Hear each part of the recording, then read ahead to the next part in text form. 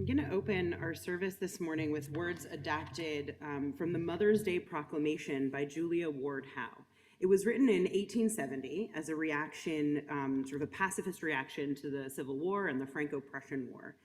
And it was Julia Ward Howe who, a couple years later, petitioned for a Mother's Day, was unsuccessful, and then later, 35 or so years later, Anna Jarvis was successful in establishing Mother's Day, which we observe now on this Sunday. But Julia Ward Howe's idea was a Mother's Day of peace, actually. That was her notion in the beginning. It was a day that she wanted to remind folks and encourage folks toward compassion and kindness and mutual care and peace. And she wrote, "Arise then, people of this day, arise all you who have hearts, whether your baptism be that of water or tears. Say firmly, we will not have great questions decided by irrelevant agencies. Our beloveds shall not come to us, reeking of carnage for caresses and applause. The children of our world shall not be taken from us to unlearn all that we have been able to teach them of charity, mercy, and patience. We, people of one country, will be too tender of those of another country to allow our children to be trained to injure theirs. From the bosom of the devastated earth, a voice goes up with our own. It says, disarm, disarm. The sword of murder is not the balance of justice. Blood does not wipe out dishonor, nor violence indicate possession. As humans have often forsaken the plow and the anvil at the summons of war, let us now leave all that may be left of home for a great and earnest day of council. Let us meet first as human siblings to bewail and commemorate the dead. Let us then solemnly take counsel with each other as to the means whereby the great family can live in peace, each bearing after their own time the sacred impress not of Caesar but of God.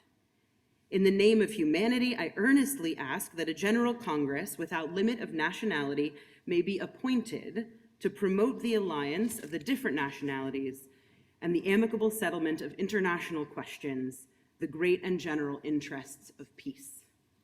She wrote that in 1870. Howe's vision was a time to be with one another in pursuit of a gentler, more loving world.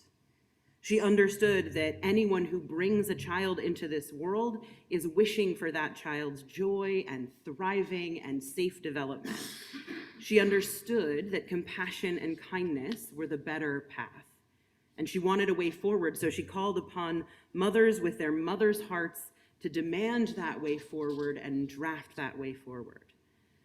I like to think that Howe would have, had she been alive today, understood what we understand more and more about families and friends, about the full range of humanity, and that she would have called not necessarily for a Mother's Day, but would have, in recognition of all of the ways that all of us can be caretakers, no matter our gender or stage of life. I like to think that she would have called for something like a day to celebrate nurturing, the Nurturer's Day, a day to celebrate all those who contribute to the thoughtful, safe, compassionate care of others, a day to honor all of those who give themselves in mentoring, in raising and teaching, in encouraging and challenging, in supporting others. I like to think that she would have called for a general day for us to remember that we caretake one another out of love, and because we hope to build a better world. So today, maybe for us, today here is a day to celebrate what is best in humanity together as we recommit ourselves to caring for one another and to the larger peace of this world. Our first reading this morning is a poem titled "Invisible Work" by Alison Luterman. Because no one could ever praise me enough, because I don't mean these poems only, but the unseen, unbelievable effort it takes to live the life that goes on between them, I think all the time about invisible work. About the young mother on welfare I interviewed years ago who said, "It's hard. You bring him to the park, run rings around yourself, keeping him safe, cut hot dogs into bite-sized pieces for dinner, and there's no one to say what a good job you're doing. How you were patient and loving for the 1,000th time, even though you had a headache. And I, who am used to feeling sorry for myself because I am lonely, when all the while, as the Chippewa poem says, I am being carried by great winds across the sky, I thought of the invisible work that stitches up the world day and night, the slow, unglamorous work of healing, the way worms in the garden tunnel ceaselessly so the earth can breathe, and bees ransack this world into being, while owls and poets stalk shadows, our loneliest labors under the moon.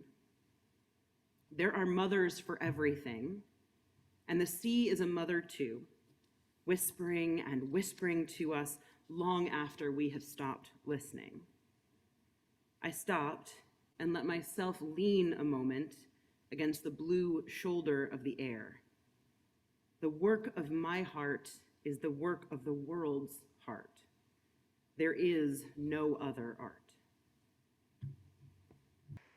I have a second poem for you this morning. This one is titled In View of the Fact, and it's by A.R. Ammons. The people of my time are passing away. My wife is baking for a funeral, a 60-year-old who died suddenly, when the phone rings and it's Ruth we care so much about in intensive care. It was once weddings that came so thick and fast, and then first babies, such a hullabaloo. Now it's this, that, and the other, and somebody else gone or on the brink. Well, we never thought we would live forever, although we did. And now it looks like we won't. Some of us are losing a leg to diabetes, some don't know what they went downstairs for, some know that a hired watchful person is around, some like to touch the cane tip into something steady, so nice. We've already lost so many, brushed the loss of ourselves. Our address books, for so long a slow scramble, now are palimpsests, scribbles and scratches. Our index cards for Christmases, birthdays, Halloweens drop clean away into sympathies. At the same time, we're getting used to so many leaving. We are hanging on with a grip to the ones left. We're not giving up on the congestive heart failure or brain tumors, on the nice old men left in empty houses, or on the widows who decide to travel a lot. We think the sun may shine someday, when we'll drink wine together and think of what used to be. Until we die, we will remember every single thing, recall every word, love every loss. Then we will, as we must, leave it to others to love. Love that can grow brighter and deeper till the very end, gaining strength and getting more precious all the way. This past Friday was Grandparents' Day at the kids' school, and my mom was able to attend, which was great. But I should actually correct myself, it wasn't actually Grandparents' Day, it was Grandparents and Friends Day, like special friends is what they call it. And I think that the widening of Grandparents' Day to grandparents and special friends is for a couple of different reasons. It helps to include those kids who don't have grandparents, and it also helps to include those kids whose grandparents live so far away that they couldn't possibly attend a Grandparents' Day at school. Many of you know that my children, my husband, my parents, and I all live, for the moment, in the same apartment. We, my parents and I, have been cohabiting in different formations for the past 12 years. And the reality is that we are largely an aberration, at least among my peers. For most of my peers, their parents live in another state, possibly another country, not in the room down the hall. A Pew Research study from 2022 indicates that 20% of Americans don't live near any extended family, and some 20% plus live near a little bit of extended family. And that number, that percentage, is higher among those with more education. So the more education you have, the less likely you are to live near your family. Families are further apart than they have been historically, both physically and emotionally. I don't know if you remember, but a few years ago, The Atlantic ran a piece about estrangement in families, and that it's basically as high as it's ever been. And then the New York Times ran a piece just last year, wondering whether or not cutting off family members is good for our mental health. And essentially, this rash of pieces about estrangement among family, there are studies that suggest that 27% of Americans are estranged from at least one relative. It's a pretty high number, I think. Even back in my parents' generation, they are in their 70s, it was much more common for families to live in the same or neighboring towns, for grandparents or aunts or uncles to live with children or siblings, and for families to prioritize being together, like Sunday dinners and stuff, even if they didn't actually like each other very much. Were any of you raised with family living in your home, extended family living in your home? Some. And did anyone have like compulsory dinners on Sundays or any other day of the week with family? Some. Okay. The days of that kind of thing are gone for the most part. The extended family as a source of support, help, and caretaking is not a given. The focus has shifted drastically to the nuclear family. Folks of my generation, and I see it among my own relatives, don't always feel the obligation to family that previous generations grew up with. And while there are upsides to these trends, there are also downsides. The upsides, right? Folks who have been traumatized or abused feel empowered to make choices about who their family is, to live their lives truthfully and with safety without feeling obligated to put themselves in or keep themselves in relationships that harm them just because it's family, right? This is a good thing. People should be allowed to take care of themselves in the ways that they can. Being able to choose your family and reject those who harm you is actually incredibly important and healthy. Another upside is that folks are being empowered to live where they want, chase a dream job across the country, not feel obligated to live next door and keep their life limited just for their family. The downside is that that built-in community that many older generations grew up with is gone. And that impacts all of us at every age and stage. That same Pew Research study says, quote, "Research has shown that living near extended family is linked to real-life economic impacts. In particular, married women with young children are more likely to work or be in the labor force if they live near their mothers or mothers-in-law, as childcare can often be a challenge for working parents. Additionally, informal caregiving by adult children for their aging parents helps decrease medical expenses and is often preferred by the elderly over formal care." They go on to say, "The value that Americans place on having family nearby varies by gender and age. Women are more likely than men to say that having family nearby is very important, although roughly equal shares of men and women say they actually do have family nearby. Among adults who live near at least some extended family, half of women say living in a community with family nearby is important, compared with roughly 4 in 10 men. Adults 65 and older are the most likely to say that having family nearby is very important to them personally. More than 4 in 10 say this, so that's 44%, compared with 38% of adults 50 to 64, 33% of those 18 to 29, and 31% of those 30 to 49. As these trends of where people live and how close they are to family have shifted, so have other factors. People are living longer and longer. And parenting has become hard in ways that were probably hard to predict even 50 years ago. In 2024, the then Surgeon General of the United States, Vivek Murthy, reported that parents are under pressure. You may have seen this piece. No? Okay. So much pressure, like they're under so much pressure that it warranted a report by the leading health policymaker in the nation, right? So Surgeon General's report on the pressures of parenthood in this time. In that report were, among other gems, this quote, "In addition to the traditional challenges of parenting, protecting children from harm, worrying about finances, managing teenagers who are searching for independence, there are new stressors that previous generations didn't have to consider. These include the complexity of managing social media, parents' concerns about the youth mental health crisis, and an epidemic of loneliness that disproportionately affects young people and parents, just to name a few. As technological and economic forces have reshaped the world at a dizzying pace, it has also become harder for parents to prepare children for a future that is difficult to understand or predict. Parents across all backgrounds, the report says, want to provide their kids with a foundation for happiness and success. Yet too many fear they won't be able to provide what's necessary, or their kids won't be able to access what they need in order to lead a fulfilling life.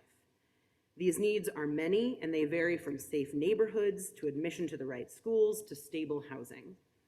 The more parents feel they are falling short of meeting their children's needs, the more they scramble to make up for lost ground.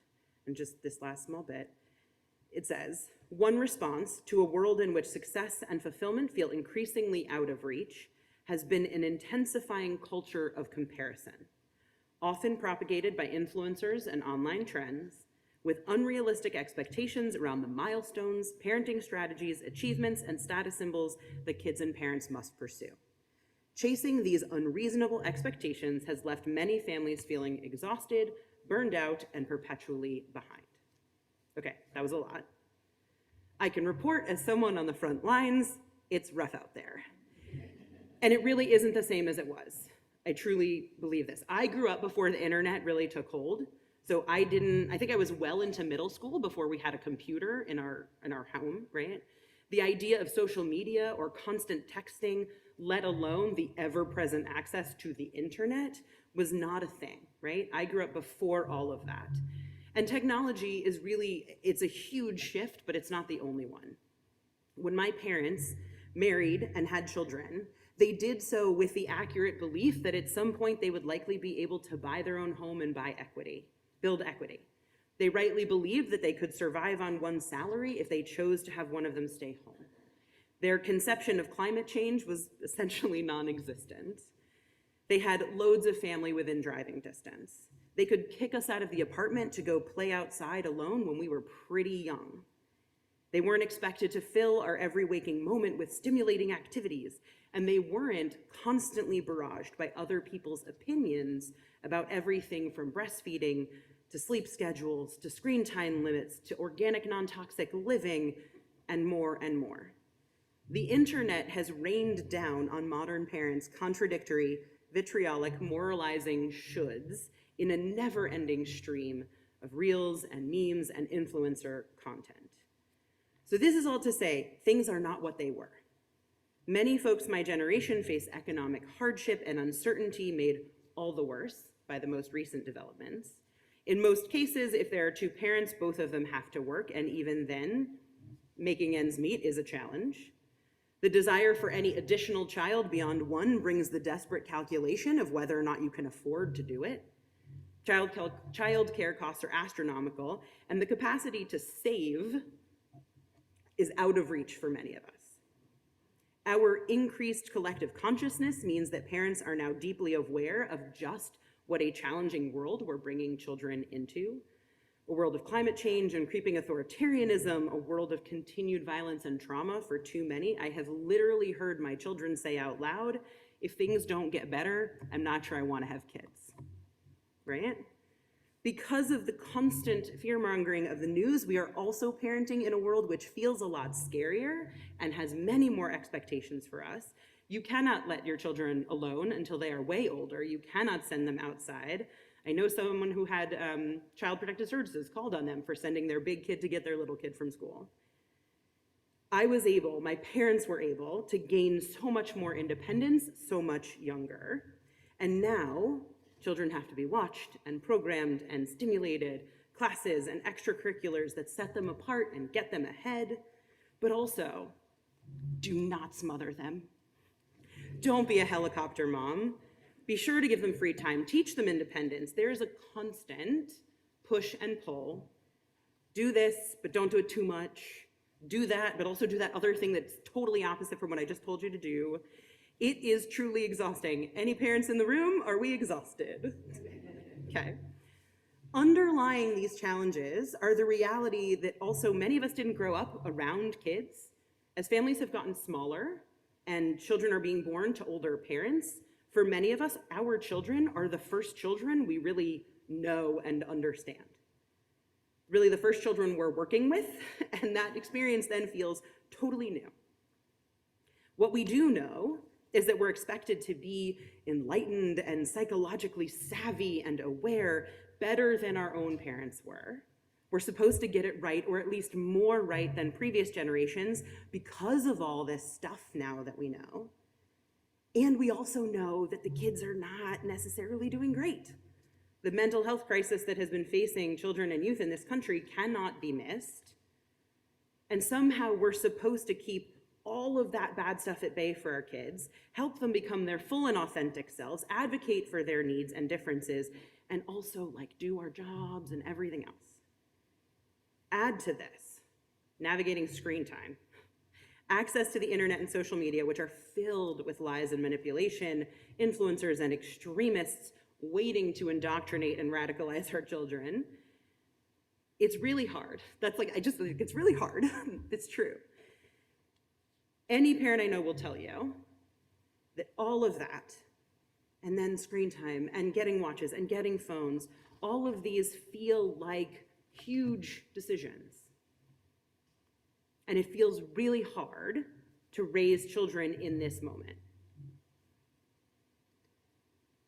I think that most of the parents I know need help. A break, respite from what feels like relentless messaging that we are failing or falling short, respite from our own genuine concern that nothing we do will properly prepare our children for this unpredictable world. So, part one today. If you know a family with young kids, check on the parents.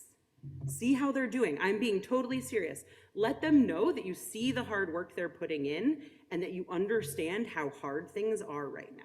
Help them feel seen and heard, help them feel validated in their stress and worry and burnout. And if you're in a position to, maybe offer to help in some way. But don't pretend that you know what it's like, right? Ask them what it's like, listen to what they say, try to truly hear. Don't ever say the word should, right? Because even if you raise 10 kids, it isn't the same. The world is different. So check on the parents, check on the young families. They need the pressure to ease.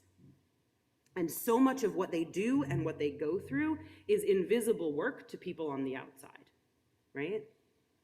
So much of what they struggle with is behind closed doors. And that makes it all the harder. So let them share and let them moan and groan and whine a little bit, and don't judge it, just listen. And that Pew Research study reminds us that young parents are not the only ones under pressure. Remember, it said that folks over 65 are the most likely to say it is important to live near family. The impact of shrinking and disparate families is felt by the aging as well. My parents' generation is likely to have more folks live well into their 80s, 90s, even 100s than previous generations. My grandparents were gone by the time I was 12, except for the one who was in a nursing home until I was 17 with Alzheimer's. Meaning 3 out of the 4 of my grandparents died before they hit 65, right? I never watched my parents take care of my grandparents because they didn't have to. They didn't watch their parents get old or sick. They didn't have to help. Lord knows it would have been great if they'd lived long enough for us to help. But my parents didn't watch what it is to age, to ask for and accept help, to feel what it is to watch friends and peers die, just as the poem this morning captured. Just as parents now often have little experience of children before becoming parents, many in our aging generations have few models for what it looks like to reach 80, 90, 100. Those among us who are living longer and longer face a changed world, face leaving behind a world they don't feel particularly great about. Those among us living longer and longer know a kind of loneliness that those of us in the thick of parenting, with children and work and all that entails, can't quite fathom yet. They face the question of who will care for them and the possible fear that that engenders. They are often caring for others themselves, a similarly aging spouse or sibling. Growing older is different than it used to be. Okay, the show The Golden Girls, in that show, they were in their early 60s. That's how old they were supposed to be in the show, right? If we watch that show now, we'd be like, oh, those people are like in their 90s, right? These days, the expectation for how to age, how long to keep working, how to fend off dying, all of it is different than it ever was before. And all this while the world that throws that constant fear and division at parents, it's throwing it at everybody else too. So we need to be checking on our elders. We need to be asking how they are. What do they need? We need to continue to value their contributions, make sure that their sense of belonging doesn't fade. We need to listen and be present. And when they reach out to us, whether for help or for company, we need to respond. Too many of our elders also live far away from relatives who might care for them or don't have relatives who will care for them. Too many are struggling on fixed incomes, worried about their health and their friends and the future of humanity. So invite them over for tea or pop by for a visit. Call first, don't show up unannounced. But take the time to truly get to know the elders in your orbit. And by the way, this is one of the blessings of religious community, is that it is multi-generational. So everybody in this room, you have access to a young parent, you have access to an elder, right? Do it intentionally, make that time. And if you've got kids, teach your kids how to do it. Teach them that it matters to attend to the elders. Teach them that they have things to learn and things to teach, right? Fundamentally, today we are just talking about community and caretaking. There are and always will be among us those engaged in the work of caretaking, and that work is hard. And there are and always will be among us those who need to be taken care of. And that presents its own challenge. Mothering, Mother's Day, done right, mothering is about care, right? It's about nurturing, it's about love and peace, and doing the best we can to ensure the safety and the thriving of every single person, no matter their age or stage. Life is weirdly both long and short. We can become very focused on our own experience, on what is bad or hard. We can become very myopic. I think the call of Mother's Day, the call of peace, the call of compassion and care is a call to raise our eyes, to lift them up and actually see one another, lift ourselves up and affirm for each other the challenge, but also the beauty of this life. Like, what a gift to struggle through raising children. What a gift to be able to live well longer than generations before.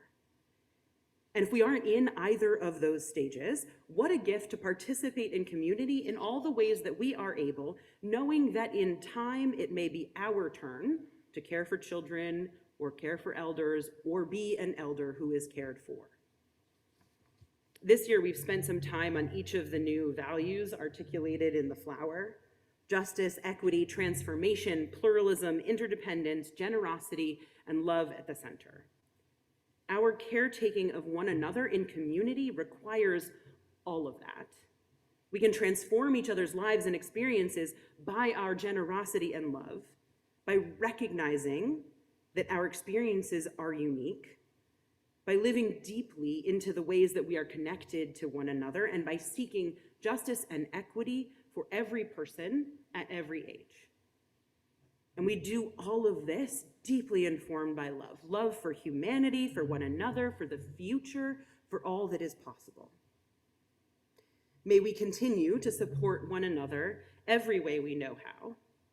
May we honor what is hard and also what is beautiful, staying together in this strange dance of life. May we be for one another mothers in the best and most expansive sense of that word, offering love, compassion, and care. So may it be.